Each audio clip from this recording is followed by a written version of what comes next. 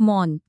हम सब महादेव को जानते हैं, उनके अलग अलग रूपों को पूछते हैं, पर आज हम बात करने वाले हैं उनके एक ऐसे स्वरूप की जो ब्रह्मांड का संतुलन बनाए रखने के लिए प्रकट होता है। जी हाँ, आज हम जानेंगे शिव के 11 रुद्र अवतारों के बारे में। ये शिव की वो शक्तियां हैं जो धर्म की रक्षा के लिए अवतरित होती हैं। देखिए, जब भी हम शिव का नाम लेते हैं तो मन में एक शांत, कैलाश पर ध्यानमग्न योगी की छवि बनती है ना? पर कभी सोचा है कि जब जब ब्रह्मांड पर कोई बड़ा संकट आता है तो उनका कौन सा रूप धर्म की रक्षा के लिए आगे आता है? आज हम उन्हीं 11 अति शक्तिशाली रुद्रों के रहस्य से पर्दा उठाने वाले हैं। तो चलिए देखते हैं आज हम क्या क्या जानने वाले हैं। सबसे पहले देखेंगे कि ये रुद्र हैं कौन और इनकी उत्पत्ति कैसे हुई।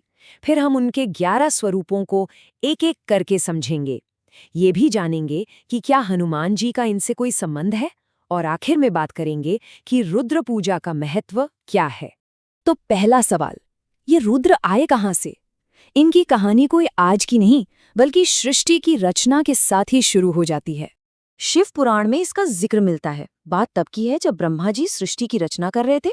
उसी समय उनका क्रोध इतना बढ़ गया कि उस क्रोध से एक नीले लाल रंग का बालक पैदा हो गया, और वो बालक वो बस रोए जा रहा था। कहते हैं उसी के रुदन से, मतलब रोने से, रुद्रों की कहानी की शुरुआत हुई। तो ये रुद्र शब्द का मतलब क्या है? देखिए, रुद्र असल में महादेव की ही वो जबरदस्त, वो प्रचंड ऊर्जा है जिसका सिर्फ एक ही काम है, अधर्म का नाश और धर्म की स्थापना। एक तरह से कहें तो ये ब्रह्मांड के गार्डियन हैं, संरक्षक। तो चलिए, अब वक्त है उन 11 रुद्रों से मिलने का। एक एक करके हम उनके स्वरूप और उनकी शक्तियों को समझेंगे। याद है वो रोता हुआ बालक?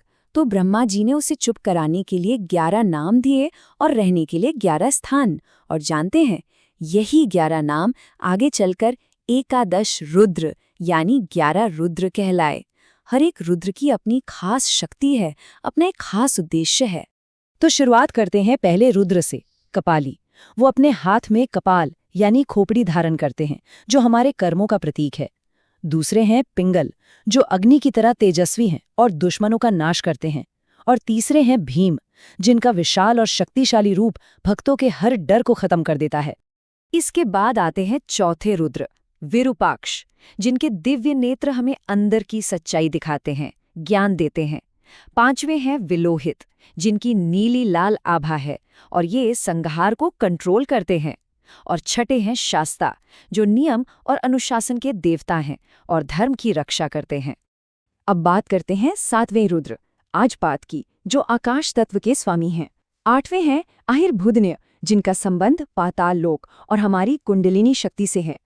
और नौवें हैं शंभु, ये रुद्रों में सबसे शांत और सौम्य स्वरूप हैं, जो आनंद देते हैं। 10वें रुद्र हैं चंड, इनका स्वभाव बहुत उग्र है और ये अन्याय करने वालों के लिए काल के समान है।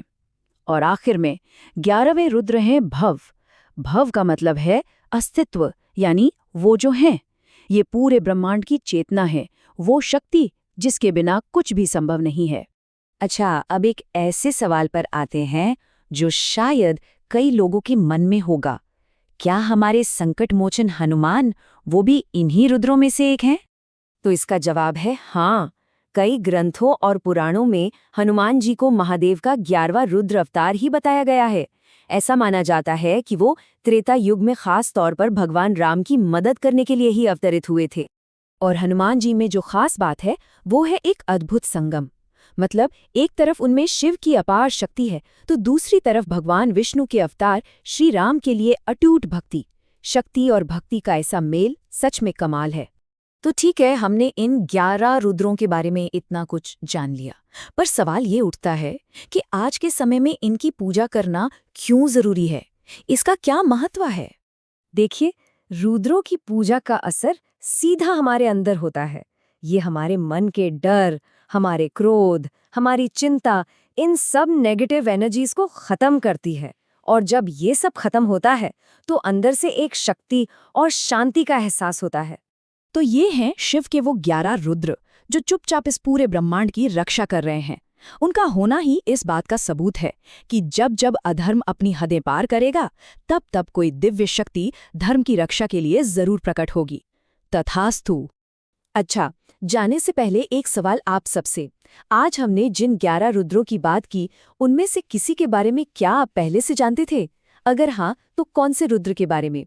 नीचे कमेंट्स में ज़रूर बताइएगा। हर हर महादेव।